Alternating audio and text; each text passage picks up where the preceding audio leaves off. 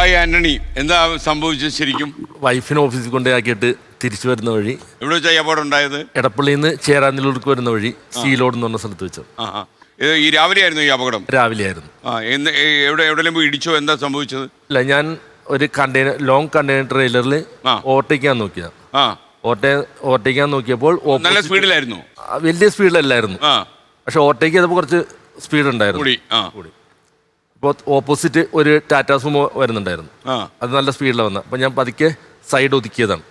ഒതുക്കിയപ്പോൾ എൻ്റെ ഹാൻഡിൽ ലോറിയുടെ പുറകിൽ ഒന്ന് ടച്ച് ചെയ്തു. അങ്ങനെ ഞാൻ സ്കിഡ് ചെയ്ത് പുറകു തല്ലി വീണു. അതെ. എന്താ സംഭവിച്ചേ? കാലൊടിഞ്ഞോ അതോ എന്താ?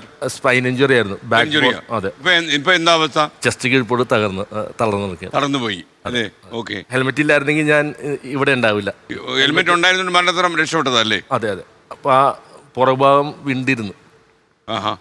എനിക്കറിയാം നിങ്ങളുടെ കാര്യം വല്ലാത്ത സങ്കടകരമായ കാര്യമാണെന്ന് എനിക്കറിയാം. ഈ അപകടം ഉണ്ടായിട്ട് ഇപ്പം സന്തോഷ് കുമാർ എത്ര ദിവസമായി? മകനാണ് മരിച്ചല്ലേ? 20 ദിവസമായി. 20 ദിവസമായി. നിങ്ങൾക്ക് എത്ര മക്കളുണ്ട്? 2 പേര്. ഇത് ഇളയ മകനായിരുന്നു? അല്ല, മൂത്ത മകന്. ഇളയ ആളാരാ? ഇളയാള് സിദ്ധാർത്ഥ്, 9 വയസ്സ്. സിദ്ധാർത്ഥ ഉണ്ടോ? സിദ്ധാർത്ഥ. ഓക്കെ. 9ാം ക്ലാസ്സിൽ പഠിക്കുന്നു. 9ാം ക്ലാസ്സിൽ പഠിക്കുന്നു. ഓക്കെ. നിങ്ങളുടെ എവിടെയാണ് ശരിക്കും വീട്? മൈലം. മകന്റെ കാര്യത്തിൽ എന്താ പറ്റിയത്? മകൻ അന്ന് വീട്ടിൽ നിന്ന് കൂട്ടുകാർ വിളിച്ചുകൊണ്ട് പോയി. അന്ന് ഞങ്ങൾ ട്രിവാൻഡ്രം വരെ പോയിരുന്നു, അമ്മയുടെ കുടുംബക്ഷേത്രം വരെ പോയിരുന്നു. അന്നേരം ഞാനും എൻ്റെ ഇളയ മകനും അമ്മയോടെ പോയിരുന്നത്. എനിക്കൊരു വെജിറ്റബിൾ കടയുണ്ട് മൈലത്തിൽ.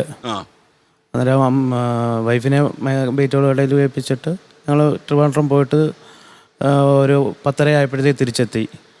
വീട്ടിൽ ചെന്ന് ഒരു 11 മണിക്ക് വീട്ടിലെത്തിയപ്പോഴത്തേക്ക് വിളിക്കുന്നു, ഹോസ്പിറ്റലിൽ നിന്ന് വിളിച്ചു. കൂട്ടുകാർ വിളിച്ചു, അമ്മയുടെ ഫോണിലാണ് വിളിച്ചത്. സിദ്ധിവിനായകന് ആക്സിഡന്റ് പറ്റി. എങ്ങനെ അപകടം ഉണ്ടായത്? എങ്ങനെയായിരുന്നു? 2 ബൈക്ക് തമ്മിൽ കൂട്ടിയിടിച്ചായിരുന്നു. ഓവർ സ്പീഡ് ഓപ്പോസിറ്റ് വന്ന വണ്ടി പെട്രോൾ വാങ്ങിക്കൊണ്ടാണ് വന്നത്. അയച്ച് ഓവർ സ്പീഡാന്ന് അറിവ്. അതിൽ മോൻ ബാക്കിലിരിക്കുമായിരുന്നു. ഓടിച്ചിരുന്ന പയ്യനും ഗുരുതരാവസ്ഥയിൽ ഇപ്പോഴും കിംസ് ഹോസ്പിറ്റലിൽ കിടക്കുകയാണ്. അത് ഈ മകന് മാത്രം ഇങ്ങനെ മരണം ഉണ്ടായത്? അതെന്താ, മോൻ ബൈക്കിൽ തെറിച്ചു പോയോ? മോൻ ബൈക്കിൽ തെറിച്ചു പോയി. ഹെൽമെറ്റ് ഉണ്ടായിരുന്നോ? ഹെൽമെറ്റ് ഇല്ലായിരുന്നു. രണ്ടുപേർക്ക് ഹെൽമെറ്റ് ഇല്ലായിരുന്നു. 2 പേർക്ക് ഹെൽമെറ്റ് ഇല്ലെന്നാ അറിഞ്ഞത്. ഓക്കെ. അപ്പം ഇവർ ഈ സുഹൃത്തുക്കൾ 2 പേരും എങ്ങോട്ട് പോകാണെന്നാ പറഞ്ഞു? വീട്ടിൽ വന്ന് മോനെ 4:30 ആയപ്പോഴത്തേക്ക് കൂട്ടിക്കൊണ്ടുപോയി. മോൻ ബാംഗ്ലൂരാണ് പഠിക്കുന്നത്, BCAക്ക് 2ാം വർഷമാണ്. അന്നേരം അന്ന് വൈകുന്നേരം പോകാനിരുന്ന മോനാണ്. ഓക്കെ. അങ്ങനെ പോയതാ? അങ്ങനെ പോയതാ. വീട്ടിൽ ഇപ്പം അന്ന് മോൻ്റെ ബർത്ത്ഡേയും കൂടാ. 20 വയസ്സ് ജന്മദിനമായിരുന്നു. അന്ന് ഹോസ്പിറ്റലിൽ ചെന്ന് മോൻ പോയെന്ന് അറിഞ്ഞപ്പോൾ ഡോക്ടർ ചോദിച്ചു മോൻ എത്ര വയസ്സെന്ന്. അതിന് ഞാൻ പറഞ്ഞു മോൻ ഇന്ന് 20 വയസ്സ്. അന്നേരം അറിയുന്നത് ഞാൻ എൻ്റെ മോൻ്റെ ബർത്ത്ഡേ ആണല്ലോ എന്ന്. അതിനെന്താ ഞാൻ പറയുക, എൻ്റെ മോൻ കൈവിട്ട് പോയി. അവന് സ്വന്തമായിട്ട് ബൈക്ക് ഉണ്ടായിരുന്നു? മോന് സ്വന്തമായിട്ട് ബൈക്കില്ല. വിളിച്ചോണ്ട് പോയ. മോൻ ബൈക്ക് ഓടിക്കാറില്ല. ഹോസ്പിറ്റലിൽ കിടന്നിട്ട് മരിച്ചാണോ അതോ പെട്ടെന്ന് തന്നെ മരണം സംഭവിച്ചു? സ്പോട്ടിൽ മരിച്ചതെന്നാ അറിഞ്ഞത്. സ്പോട്ടിൽ തന്നെ തെറിച്ചു പോയി. എത്ര മണിക്കാ തിരിച്ചു വന്ന? പിന്നെ നിങ്ങൾ യാത്ര പോയിരിക്കായിരുന്നു? 10:30 ആയപ്പോൾ തിരിച്ചെത്തി. തിരിച്ചെത്തിട്ട് കൊട്ടാരക്കര ഫുഡും കഴിച്ചിട്ട് തിരിച്ച് വീട്ടിൽ 11 മണി ആയപ്പോൾ എത്തി. 11 മണിക്ക് ഫോൺ വരുന്നത്, സിദ്ധിവിനായകന് ഇതുപോലെ ആക്സിഡന്റ് പറ്റി, സീരിയസാ. അപ്പോഴേ ഞാൻ വണ്ടി എടുത്ത് ഗവൺമെൻറ് ഹോസ്പിറ്റലിൽ ചെന്നു, കൊട്ടാരക്കര. അവിടെ ചെന്നപ്പോഴത്തേക്ക് ആംബുലൻസ് ഓടിക്കുന്ന അരുൺ എന്ന് പറഞ്ഞത്, അരുണ് പറഞ്ഞ അണ്ണൻ്റെ മകനാണോ? സിദ്ധിവിനായക് അണ്ണൻ്റെ മകനായിരുന്നു എന്ന് ചോദിച്ചു. അണ്ണൻ സിദ്ധിവിനായക് പോയെന്ന് പറഞ്ഞു. അപ്പോഴേ തകർന്ന്. അവനിലൂടെ നമ്മൾ ഒരുപാട് പ്രതീക്ഷ ഉണ്ടായിരുന്നു. അത്രയ്ക്ക് ഞാൻ സാധാരണപ്പെട്ട മനുഷ്യനാണ്. കഷ്ടപ്പാടെന്ന് പറഞ്ഞു കഴിഞ്ഞാൽ എൻ്റെ കഷ്ടപ്പാടിന്നും തീർന്നിട്ടില്ല. അമ്മയ്ക്ക് സംസാരിക്കാൻ പറ്റുമോ? എന്താ പറയേണ്ടത് എനിക്കറിയത്തില്ല.